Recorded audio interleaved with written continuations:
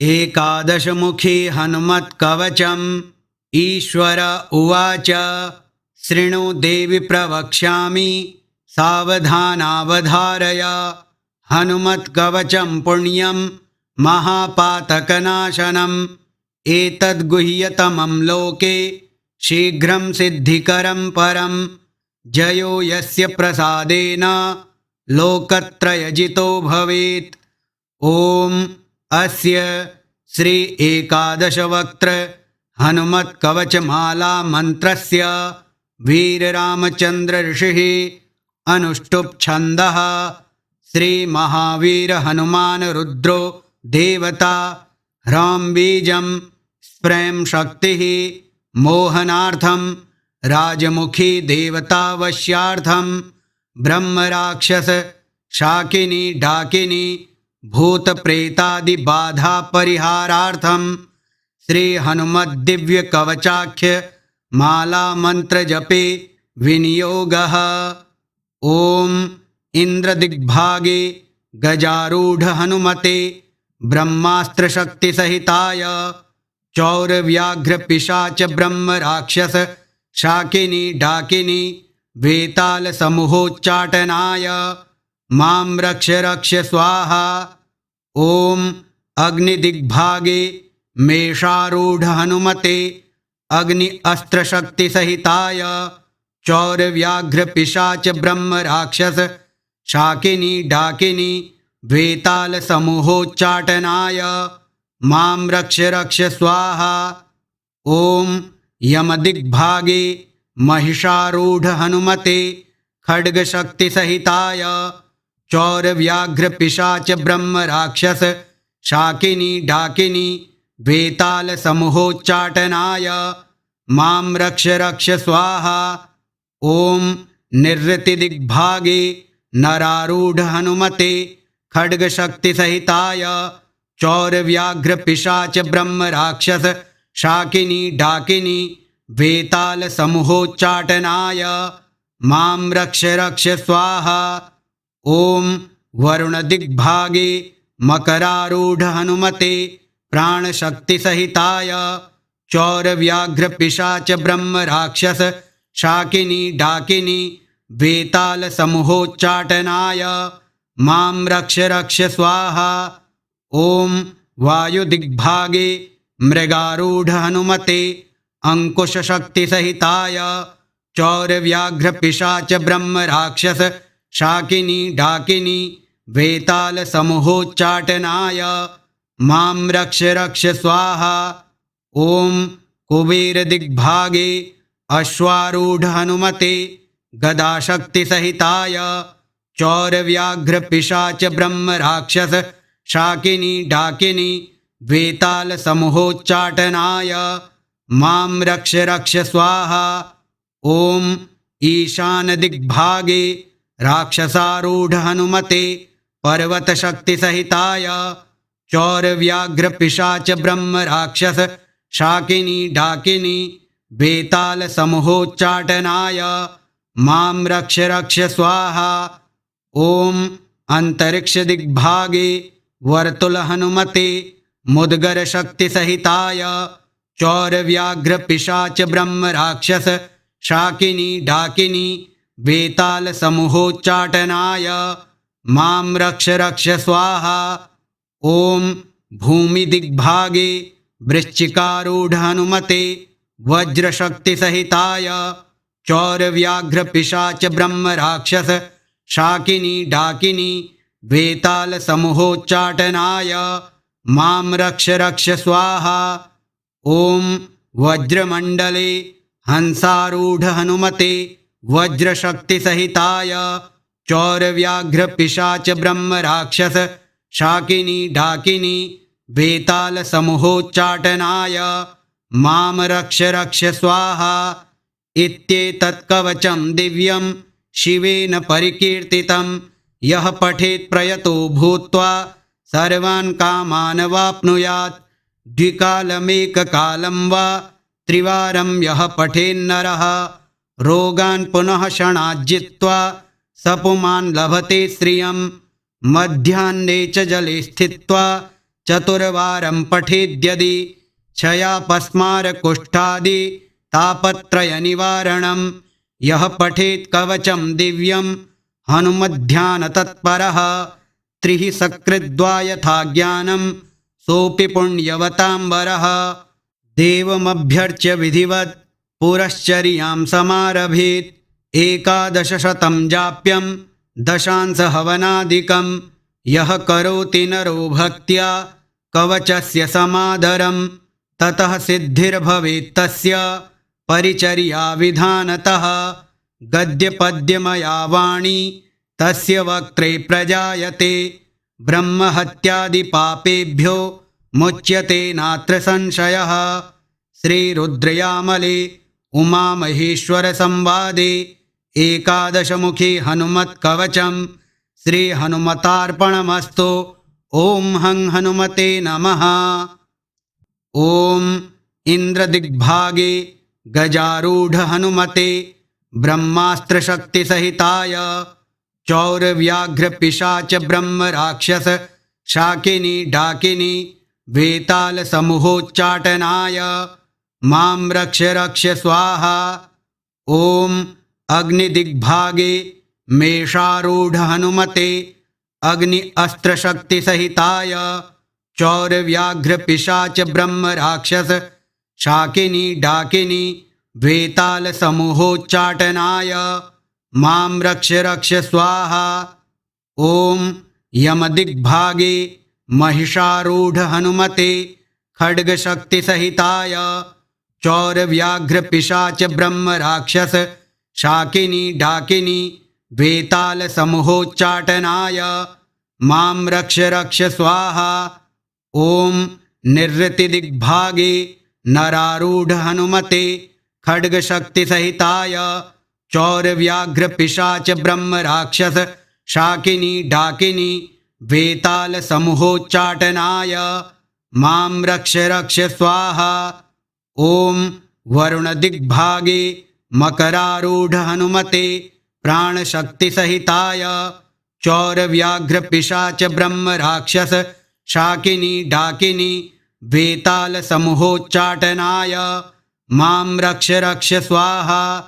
ॐ वायुदिग्भागे मृगारूढ हनुमते अंकुशशक्तिसहिताय चौरव्याघ्रपिशाच ब्रह्मराक्षस शाकिनी डाकिनी वेतालसमूहोच्चाटनाय मां रक्ष रक्ष स्वाहा। ॐ कुबेरदिग्भागे अश्वारूढ हनुमते गदाशक्तिसहिताय चौरव्याघ्रपिशाच ब्रह्मराक्षस शाकिनी डाकिनी वेतालसमूहोच्चाटनाय मां रक्ष रक्ष स्वाहा। ॐ ईशानदिग्भागे राक्षसारूढ हनुमते पर्वतशक्तिसहिताय चौरव्याघ्रपिशाच ब्रह्मराक्षस शाकिनी डाकिनी वेतालसमूहोच्चाटनाय मां रक्ष रक्ष स्वाहा। ॐ अंतरिक्षदिग्भागे वर्तुल हनुमते मुद्गरशक्तिसहिताय चौरव्याघ्रपिशाच ब्रह्मराक्षस शाकिनी डाकिनी वेतालसमूहोच्चाटनाय मां रक्ष रक्ष स्वाहा। ॐ भूमिदिग्भागे वृश्चिकारूढ हनुमते वज्रशक्तिसहिताय चौरव्याघ्रपिशाच ब्रह्मराक्षस शाकिनी डाकिनी वेतालसमूहोच्चाटनाय मां रक्ष रक्ष स्वाहा। ॐ वज्रमण्डले हंसारूढ हनुमते वज्रशक्तिसहिताय चौरव्याघ्रपिशाच ब्रह्मराक्षस शाकिनी डाकिनी वेतालसमूहोच्चाटनाय मां रक्ष रक्ष स्वाहा। इत्येतत्कवचं दिव्यं शिवेन परिकीर्तितं यः पठेत् प्रयतो भूत्वा सर्वान् कामान् वाप्नुयात्। द्विकालमेककालं वा त्रिवारं यः पठेन्नरः रोगान् पुनः क्षणाज्जित्वा सपुमान् लभते श्रियं। मध्याह्ने च जले स्थित्वा चतुर्वारं पठेद्यदि क्षयापस्मारकुष्ठादि तापत्रयनिवारणं यः पठेत् कवचं दिव्यं हनुमध्यानतत्परः त्रिः सकृद्वा यथा ज्ञानं सोऽपि पुण्यवतां वरः देवमभ्यर्च्य विधिवत् पुरश्चर्यां समारभेत् एकादशशतं जाप्यं दशांसहवनादिकं यः करोति नरो भक्त्या कवचस्य समादरं ततः सिद्धिर्भवेत् तस्य परिचर्या विधानतः गद्यपद्यमया वाणी तस्य वक्त्रे प्रजायते ब्रह्महत्यादिपापेभ्यो मुच्यते नात्र संशयः। श्रीरुद्रयामले उमामहेश्वरसंवादे एकादशमुखी हनुमत्कवचं श्रीहनुमतार्पणमस्तु। ॐ हं हनुमते नमः। ॐ इन्द्रदिग्भागे गजारूढ हनुमते ब्रह्मास्त्रशक्तिसहिताय चौरव्याघ्रपिशाच ब्रह्मराक्षस शाकिनी डाकिनी वेतालसमूहोच्चाटनाय मां रक्ष रक्ष स्वाहा। ॐ अग्निदिग्भागे मेषारूढ हनुमते अग्नि अस्त्रशक्तिसहिताय चौरव्याघ्रपिशाच ब्रह्मराक्षस शाकिनी डाकिनी वेतालसमूहोच्चाटनाय मां रक्ष रक्ष स्वाहा। ॐ यमदिग्भागे महिषारूढ हनुमते खड्गशक्तिसहिताय चौरव्याघ्रपिशाच ब्रह्मराक्षस शाकिनी डाकिनी वेतालसमूहोच्चाटनाय मां रक्ष रक्ष स्वाहा। ॐ निरृतिदिग्भागे नरारूढ हनुमते खड्गशक्तिसहिताय चौरव्याघ्रपिशाच ब्रह्मराक्षस शाकिनी डाकिनी वेतालसमूहोच्चाटनाय मां रक्ष रक्ष स्वाहा। ॐ वरुणदिग्भागे मकरारूढ हनुमते प्राणशक्तिसहिताय चौरव्याघ्रपिशाच ब्रह्मराक्षस शाकिनी डाकिनी वेतालसमूहोच्चाटनाय मां रक्ष रक्ष स्वाहा। ॐ वायुदिग्भागे मृगारूढ हनुमते अंकुशशक्तिसहिताय चौरव्याघ्रपिशाच ब्रह्मराक्षस शाकिनी डाकिनी वेतालसमूहोच्चाटनाय मां रक्ष रक्ष स्वाहा। ॐ कुबेरदिग्भागे अश्वारूढ हनुमते गदाशक्तिसहिताय चौरव्याघ्रपिशाच ब्रह्मराक्षस शाकिनी डाकिनी वेतालसमूहोच्चाटनाय मां रक्ष रक्ष स्वाहा। ॐ ईशानदिग्भागे राक्षसारूढ हनुमते पर्वतशक्तिसहिताय चौरव्याघ्रपिशाच ब्रह्मराक्षस शाकिनी डाकिनी वेतालसमूहोच्चाटनाय मां रक्ष रक्ष स्वाहा। ॐ अंतरिक्षदिग्भागे वर्तुल हनुमते मुद्गरशक्तिसहिताय चौरव्याघ्रपिशाच ब्रह्मराक्षस शाकिनी डाकिनी वेतालसमूहोच्चाटनाय मां रक्ष रक्ष स्वाहा। ॐ भूमिदिग्भागे वृश्चिकारूढ हनुमते वज्रशक्तिसहिताय चौरव्याघ्रपिशाच ब्रह्मराक्षस शाकिनी डाकिनी वेतालसमूहोच्चाटनाय मां रक्ष रक्ष स्वाहा। ॐ वज्रमण्डले हंसारूढ हनुमते वज्रशक्तिसहिताय चौरव्याघ्रपिशाच ब्रह्मराक्षस शाकिनी डाकिनी वेतालसमूहोच्चाटनाय मां रक्ष रक्ष स्वाहा। इत्येतत्कवचं दिव्यं शिवेन परिकीर्तितं यः पठेत् प्रयतो भूत्वा सर्वान् कामान् वाप्नुयात्। द्विकालमेककालं वा त्रिवारं यः पठेन्नरः रोगान् पुनः क्षणाज्जित्वा सपुमान् लभते श्रियं। मध्याह्ने च जले स्थित्वा चतुर्वारं पठेद्यदि क्षयापस्मारकुष्ठादि तापत्रयनिवारणं। यः पठेत् कवचं दिव्यं हनुमध्यानतत्परः त्रिः सकृद्वा यथा ज्ञानं सोऽपि पुण्यवतां वरः देवमभ्यर्च्य विधिवत् पुरश्चर्यां समारभेत् एकादशशतं जाप्यं दशांसहवनादिकं यः करोति नरो भक्त्या कवचस्य समादरं ततः सिद्धिर्भवेत् तस्य परिचर्या विधानतः गद्यपद्यमया वाणी तस्य वक्त्रे प्रजायते ब्रह्महत्यादिपापेभ्यो मुच्यते नात्र संशयः। श्रीरुद्रयामले उमामहेश्वरसंवादे एकादशमुखी हनुमत्कवचं श्रीहनुमतार्पणमस्तु। ॐ हं हनुमते नमः।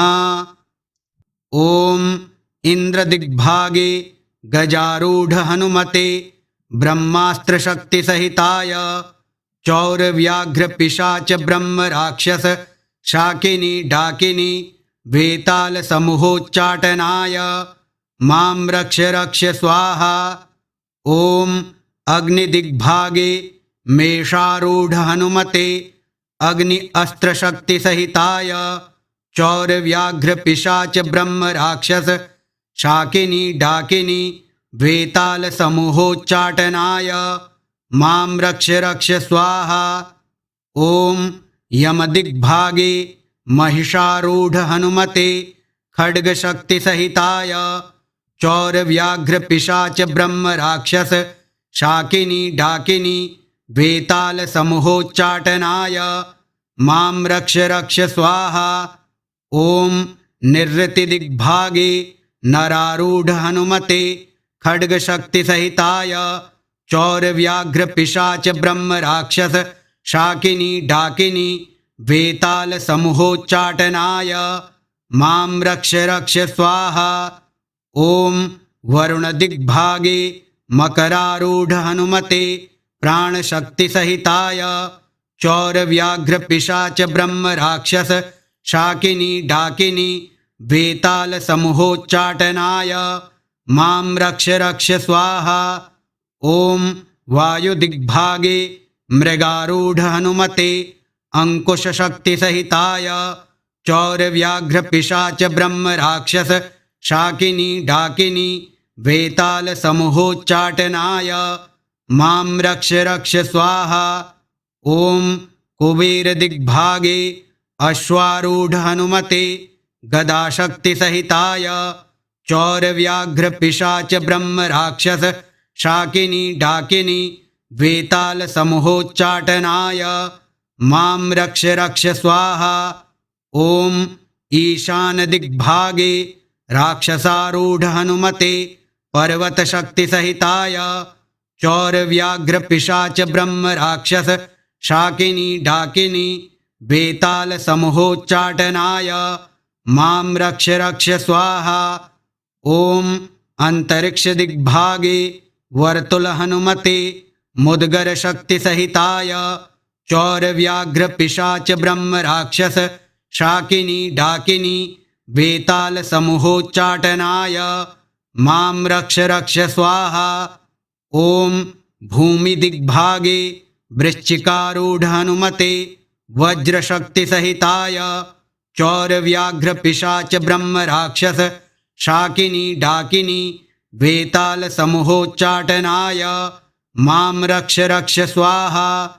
ॐ वज्रमण्डले हंसारूढ हनुमते वज्रशक्तिसहिताय चौरव्याघ्रपिशाच ब्रह्मराक्षस शाकिनी डाकिनी वेतालसमूहोच्चाटनाय मां रक्ष रक्ष स्वाहा।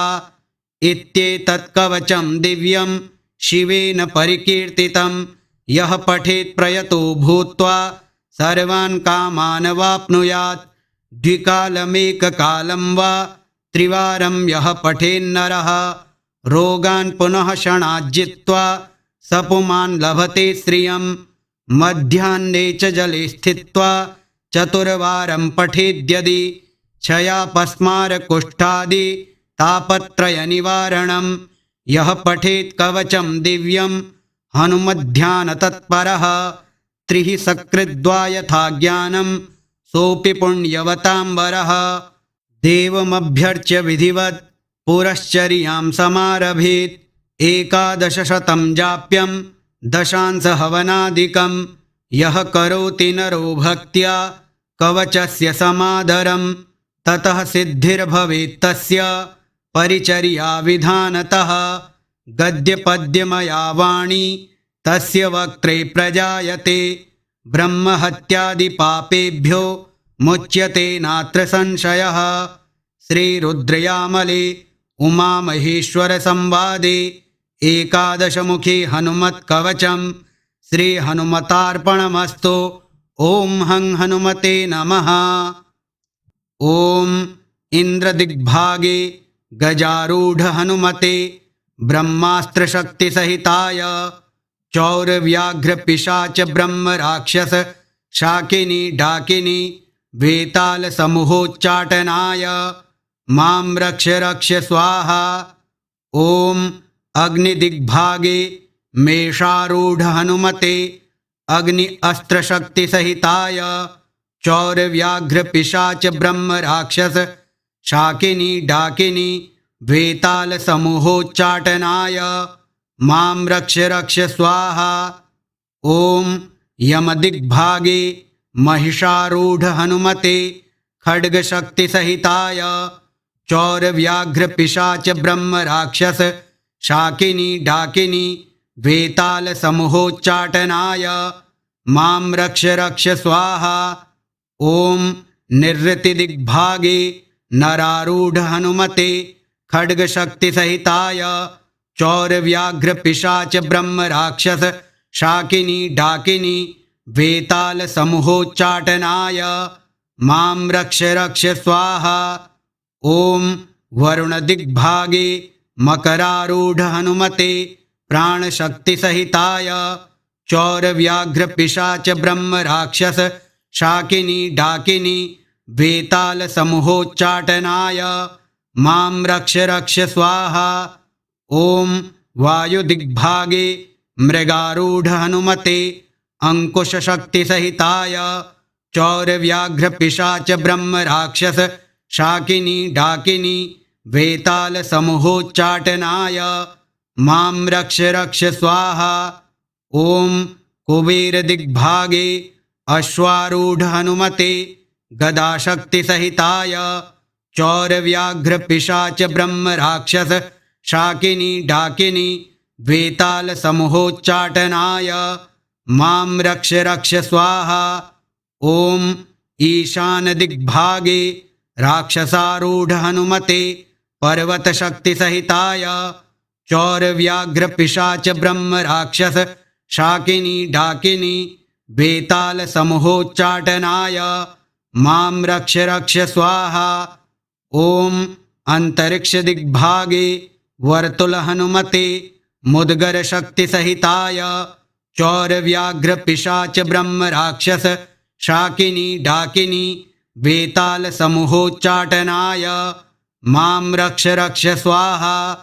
ॐ भूमिदिग्भागे वृश्चिकारूढ हनुमते वज्रशक्तिसहिताय चौरव्याघ्रपिशाच ब्रह्मराक्षस शाकिनी डाकिनी वेतालसमूहोच्चाटनाय मां रक्ष रक्ष स्वाहा।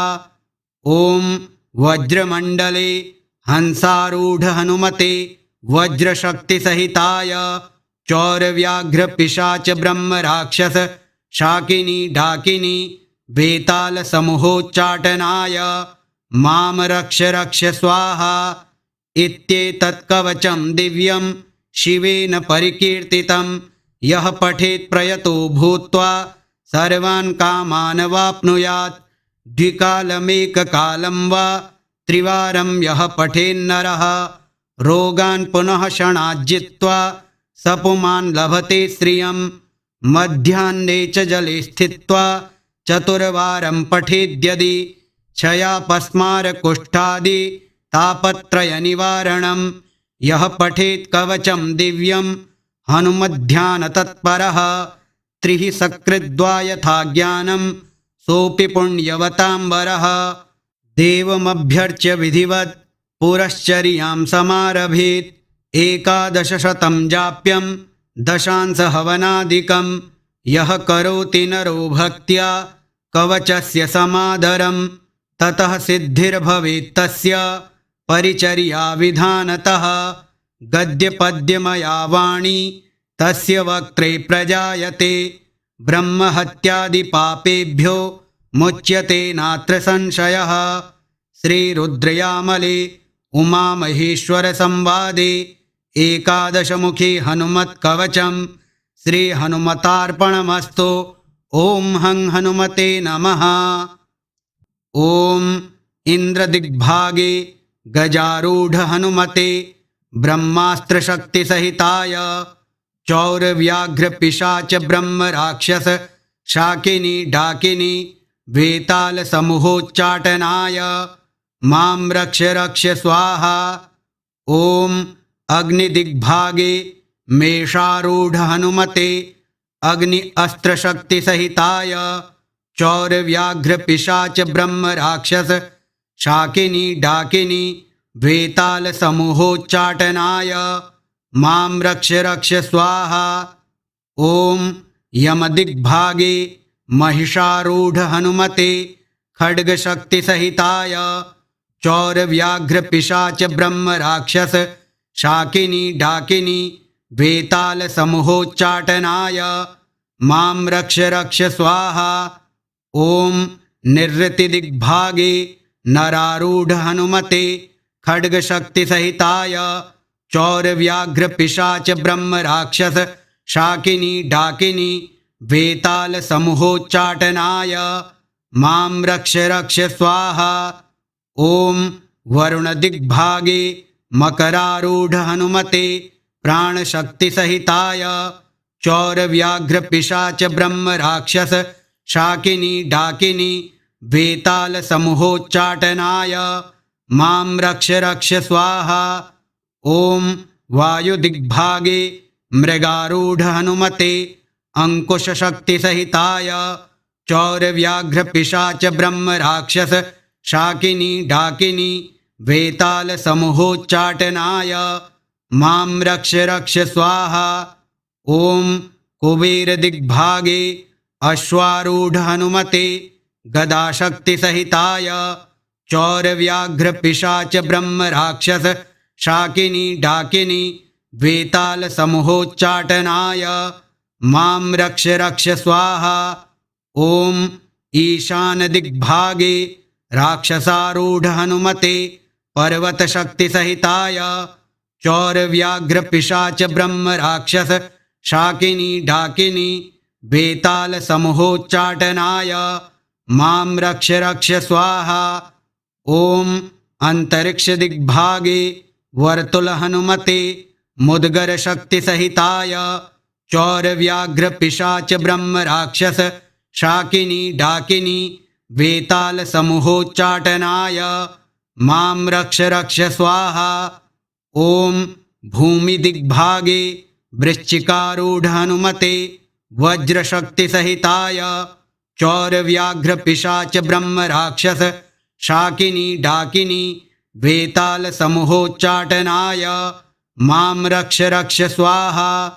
ॐ वज्रमण्डले हंसारूढ हनुमते वज्रशक्तिसहिताय चौरव्याघ्रपिशाच ब्रह्मराक्षस शाकिनी डाकिनी वेतालसमूहोच्चाटनाय मां रक्ष रक्ष स्वाहा।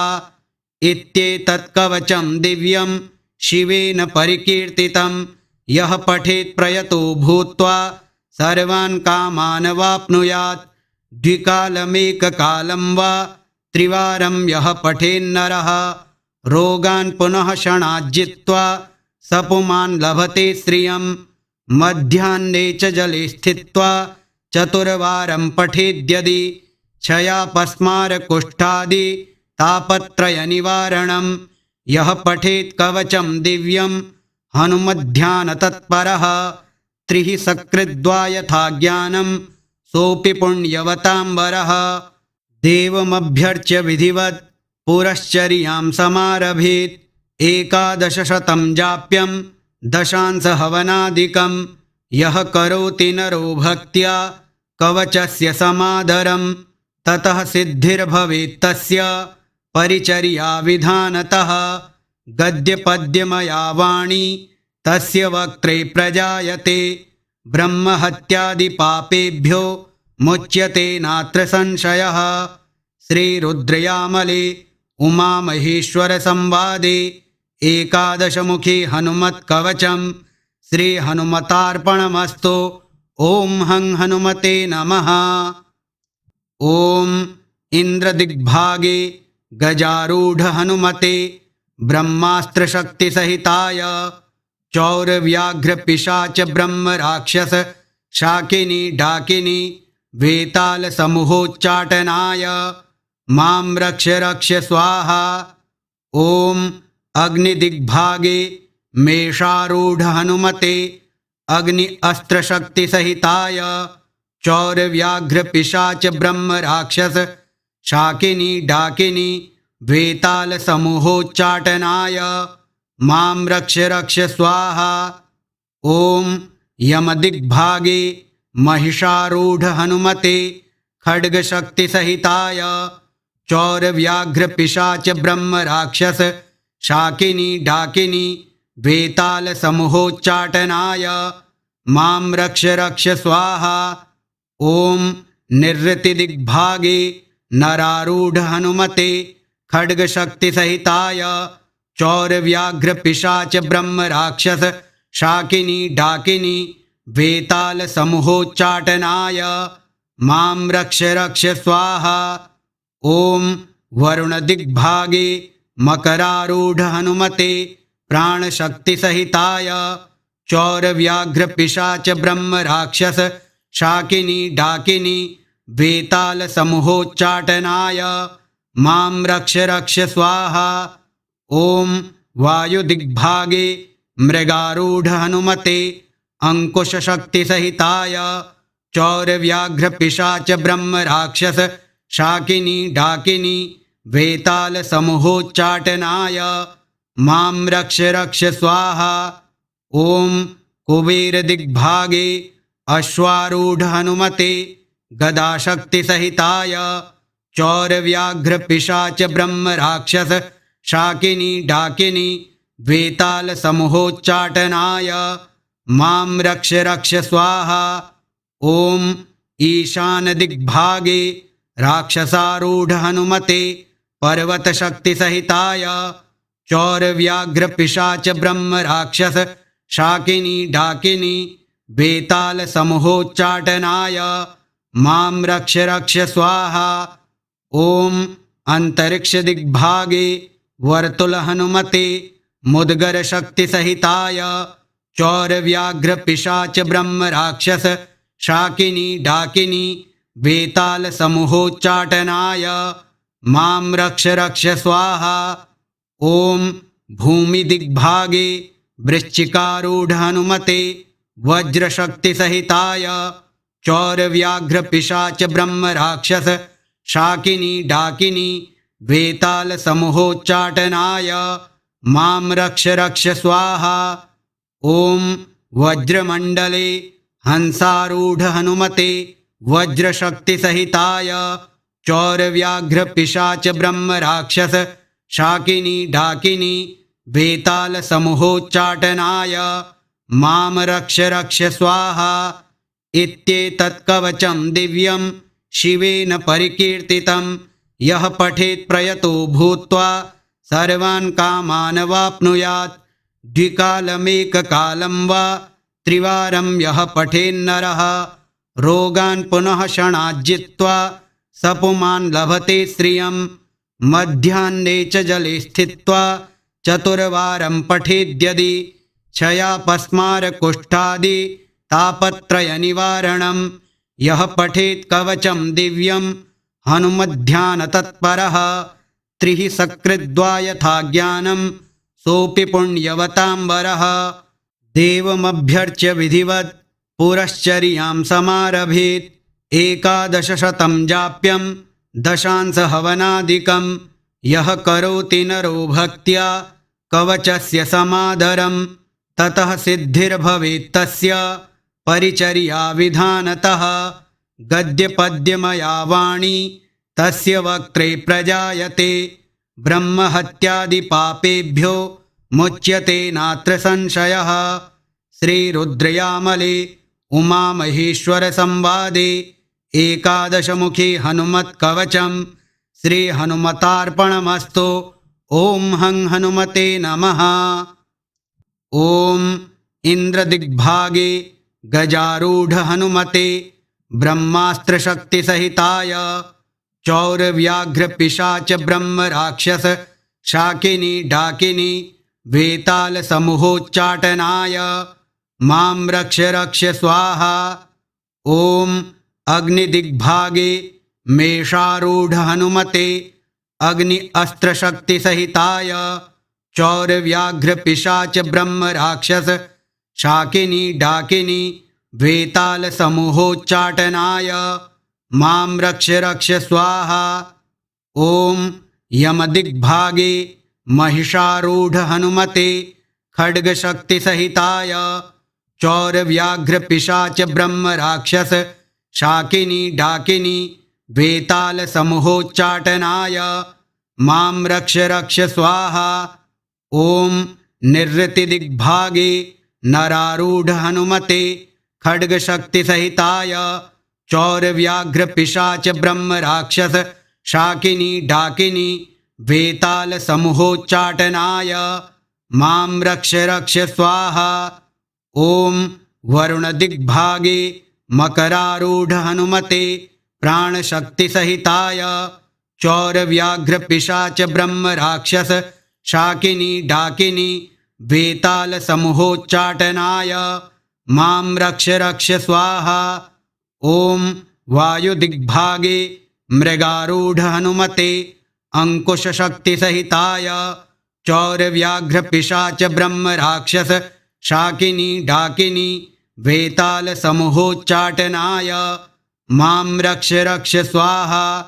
ॐ कुबेरदिग्भागे अश्वारूढ हनुमते गदाशक्तिसहिताय चौरव्याघ्रपिशाच ब्रह्मराक्षस शाकिनी डाकिनी वेताल समूहोच्चाटनाय मां रक्ष रक्ष स्वाहा। ॐ ईशानदिग्भागे राक्षसारूढ हनुमते पर्वतशक्तिसहिताय चौरव्याघ्रपिशाच ब्रह्मराक्षस शाकिनी डाकिनी वेताल समूहोच्चाटनाय मां रक्ष रक्ष स्वाहा।